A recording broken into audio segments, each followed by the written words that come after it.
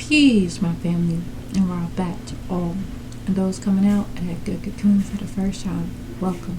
This is your girl, the butterfly, and we about to take off. Let's fly. Just want to send you all like a healing energy your way. Peace, love, happiness, harmony, and abundance. Hope you guys are out there keeping your mind right in a good mind. How y'all feeling today?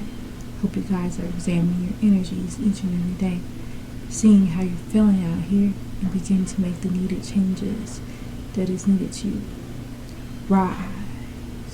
raise your consciousness now. So, I just thought that I share. And again, hope you guys are moving into those higher natures within yourself, and most definitely cleansing the lows. And so, I came here today to share another clip from our Master Teacher's book called The Mind. And again, going on through this good journey within, it's always needed to have the right knowledge so you can be able to get your mind right. So, let's get started. This is seem like it might be a little longer than the other ones, but let's just go with it. This is scroll 22, and it's called Purity and Spiritual Practice. 19 times 9 equals 171. And it goes like this. Hello, and Wapins. I'm about to take you on a journey to learning the importance of purification and spiritual practice. You must always remember that ye shall always take care of your spirit. And the first step is to take care of your physical body, which houses the spirit. And it's all a part of that ascension moment and moving into, that transformation. So let's get going. First step is to take care of your physical body, which houses the spirit. 3 basic steps involved in spiritual practice are severely simple living, self-study, surrender to El Elo, the Most High. Asterly does not mean physical abuse or severe rigors. It refers to strict control of the senses in order to conserve energy for higher pursuits. Asterly, in this sense, means fasting occasionally. Rest, of course. Rise early instead of sleeping late, and reduce certain physical comforts for the sake of the greater control of the mind. What keeps the mind flowing in the desired direction? Question. Surrendering to El Elo, the Most High's will. One also surrenders the fruits of the work performed. This is selfless, where one regards oneself as the instrument of El Elo and serves humanity with no thought of either credit or blame. El Elo does not work for you. He works with you. Ignorance is the lack of awareness of reality. You can't really ignore a talking and moving person. It is identification with the terminal world rather than with the imperishable self, which creates the egoism, which is the I-ness, mindness, which creates the illusion that the physical body is the real you. Likes and dislikes when a person is swayed by feelings of attraction and aversion he or she is identifying with the material world and setting him or herself up for the pain of loss and disappointment. Fear of death or clinging to life is binding and stifling. None can say when death will come. Fear of death is a useless imagination, a waste of energy, and creates waves of pain, which exists only in the mind. Ignorance is the cause of the above-mentioned afflictions which follow it, whether they be latent, weak, suppressed, or agitated. The suffering which comes from egoism, attractions, repulsions, and the fear of death all stem from ignorance. Regardless of the degree to which they manifest, as the root of the other obstacles, ignorance of the true nature of self is identification with the body and the mind. When ignorance is replaced by enlightenment, all other causes of pain automatically disappears.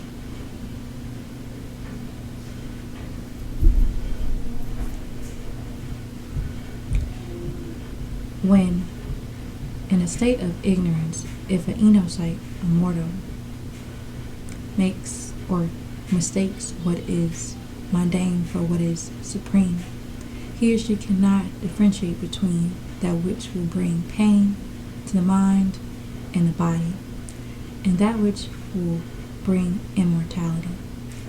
Egoism is manifestation, or egoism is manifest when the individual cannot distinguish his or herself from his or her senses and mind. He or she sees him or herself as separate from the rest of the enocyte, the mortal. Reactions to others with a sense of competition rather than cooperation.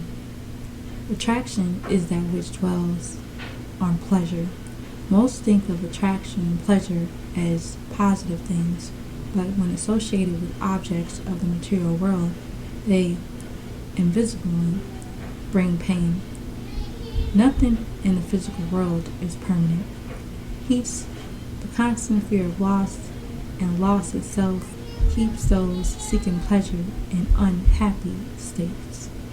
This is why the spiritual person learns to cultivate a dislike for worldly pleasures. He or she is never disappointed or unhappy. The result, ironically, is that by not seeking pleasure,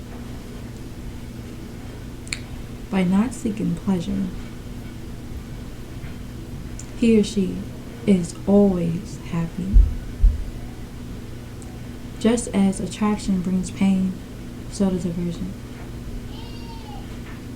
The mental attitude of aversion is a negative one and often make a neutral situation appear as if it were one to be avoided. It is not possible to avoid all distasteful circumstances. When there are likes and dislikes, a person cannot be happy. He or she is dwelling on illusionary pairs of opposites rather than learning to be content in all situations and surrendering to El Elo's plan for his or her growth.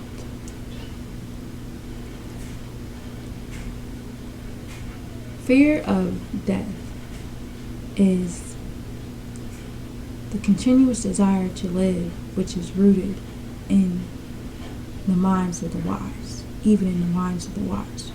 Fear of death is the fear of loss of identity, of letting go of the ego. Even when all else is given up, there is still clinging of life. When these various afflictions are minor distractions to the aspirin, they can be merged back into a caused by substituting the opposite in mental modifications. For example, if egotistical thoughts arise, they can be combated by focusing on the all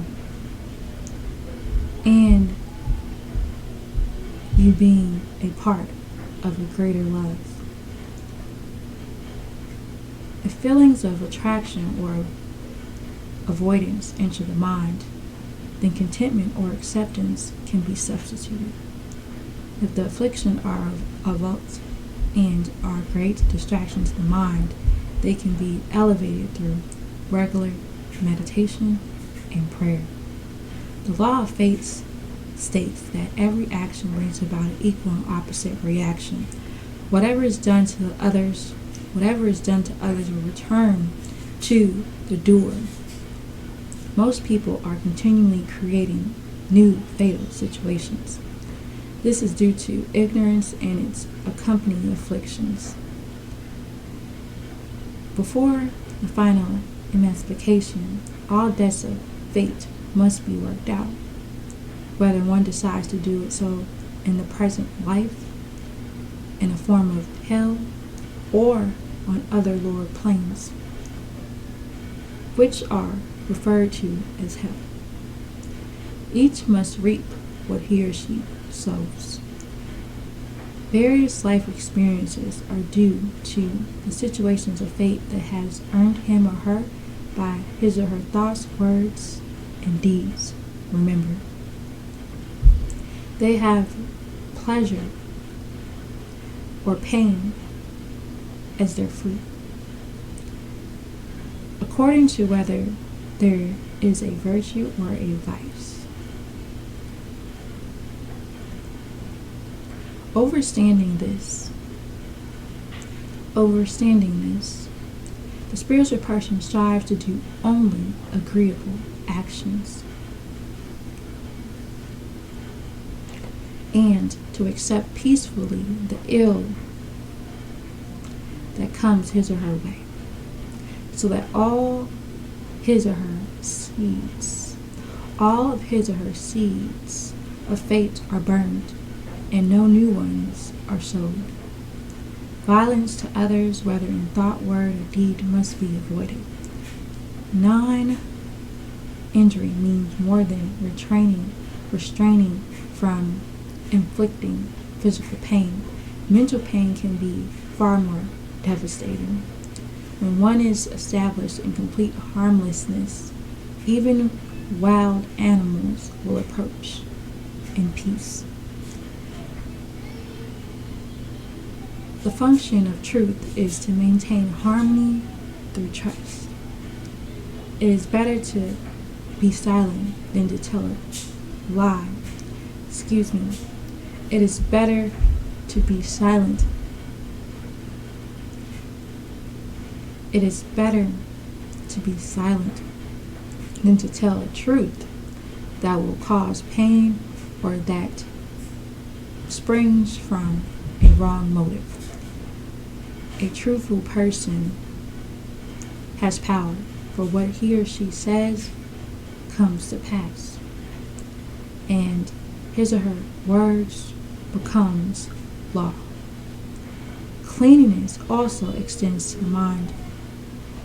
Only when the mind is purified of all things can it be a pure mirror for clear reflections.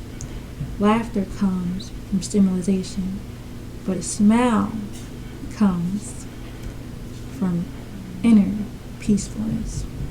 Satisfaction with itself, the mind needs nothing else for its contentment, which grows in proportion to awareness of the inner self. The mind cannot be affected by external objects. They may be possessed, but with detachment. Do not let them possess your mind. Austerity means hurling the insatiable demands of the senses. So, drink water instead of bad drinks.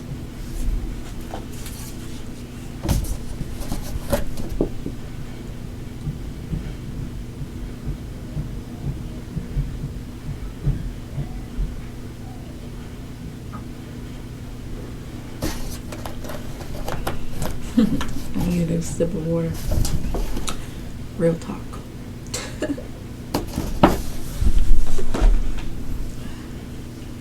Okay. Where was I? Drink water instead of bad drinks. Practice silence instead of talking loud. Control greed. Counteract sleep by getting up early. When the mind learns that its demands for pleasure will not be met through the senses, it stops its useless wandering and turns inward. Control of the senses clears the way for such powers of or as telepathy and clairvoyance. Study of spiritual works and the holy tablets, which is on my channel, by the way. You can check it out for yourself if you're interested. Helps keep a person on the right path. The book alone, however, can only take one so far and can lead to intellectual pride. Surrender to the will of El Elohim, the Most High, is necessary. For ultimately, everything depends upon His grace. When negative or harmful thoughts disrupt the mind, they can be overcome by consistent pondering over the opposite. One must be ever alert, always watching the mind. When useless thoughts arise or thought waves arise, immediately replace them with positive thoughts, thus creating mental habits that are conducive to spiritual growth. Negative thoughts and emotions, such as violence, whether committed, abetted, or caused through greed, anger, or delusion, and whether present in mild, medium, or great intensity, result in endless pain and ignorance. Thus, there is necessity for pondering over the opposites. All thoughts, emotions, and actions that are in opposition to the righteousness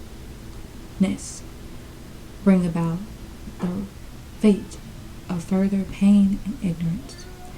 This is true whether the action is actually carried out, remains in thought form, or is incited in others. Whatever the cause,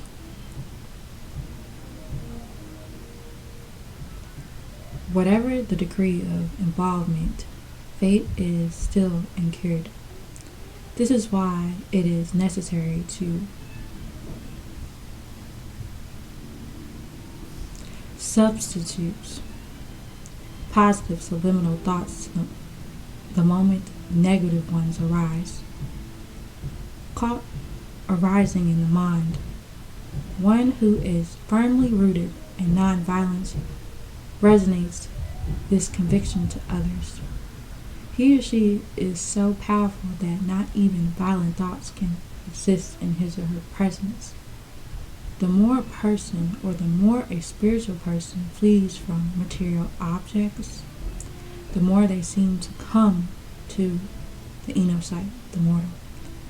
The purpose of this natural law is twofold.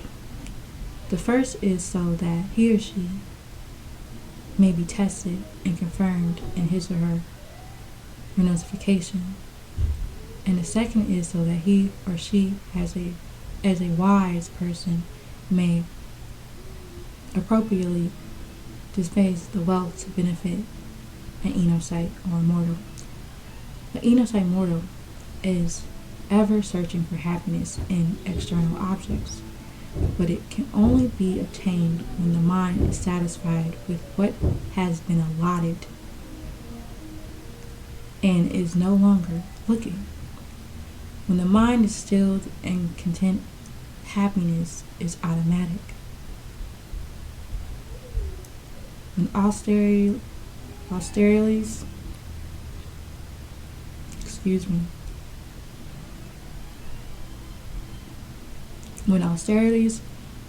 and self-imposed disciplines are practiced, great will is developed. And the abilities of his or her physical body and senses are extended beyond what is considered normal. Only by surrendering one's will, one's ego, one's life to El Elo, the Most High, is the superconscious state obtained. The reality of an object is due to the uniqueness of change. Each object on the material plane can be identified and called a reality because it is made up of its own unique combinations of the three primary colors, which is red, yellow, and blue. An object is not dependent on one's mind, for it still exists whether or not it is perceived by that mind. The soul absorbs all of the changes through which the mind goes because it is external witness. Because it is an external witness. All true knowledge exists permanently in the self. While the mind is consistently being modified by thought waves, the mind is something that can be observed as an object and not the source of the knowledge. Just as Kingu, also called Shishaku, and lunar, which he called the moon, is not a source of light, but a reflection of Shamash, the sun. It cannot perceive two things at once. Even though thoughts are formed in a split second, still only one thought form exists in the mind at one moment, or at one time. So, it is impossible for the mind to be perceiving itself while it's perceiving something else. If one mind can perceive another, then there will be cognition, awareness of cognition, as well as confusion of memory. Mind your mind for the jewels of your soul. And that right there was the end of that scroll. So I just thought that I'd share. And knowing the right knowledge and how to move with learning, purification and learning how to maneuver with the spiritual practice within our true culture, things will begin to be so much better for you, and you begin to gain that inner joy and happiness and peace within once you begin to cleanse your temple and clean up your life. And so that is the end of this video, because at this point I feel like that right there said it all. So I don't have any points to add, so I'm just going to leave it at that. That's enough. And on that note, if you have any questions, you can leave it in the comment section. I'll be happy to answer, or you can email me. And again, if you want to read this yourself, you can go on my channel and scroll through. Some scrolls are on there, and many other scrolls are on there too. You can check out and send to yourself and begin your self-study if you're interested. And again, you can check it out. And on that note, know that you are loved beyond this world, and I love you. And that ultimately, when you're going through this good journey, you must have patience with yourself. You must gain and renew that love for yourself so you can be able to really see clear. And remember, I know that the world is around you, everything is happening all at one time. But remember, the Most High is with you. And you have help. You're not alone in this. We're all in this together. And so, I'm going to leave it at that. Know again that you are loved beyond this world. Know that. Peace and free our master teacher, Dr. Malachi L. Love and Wadu.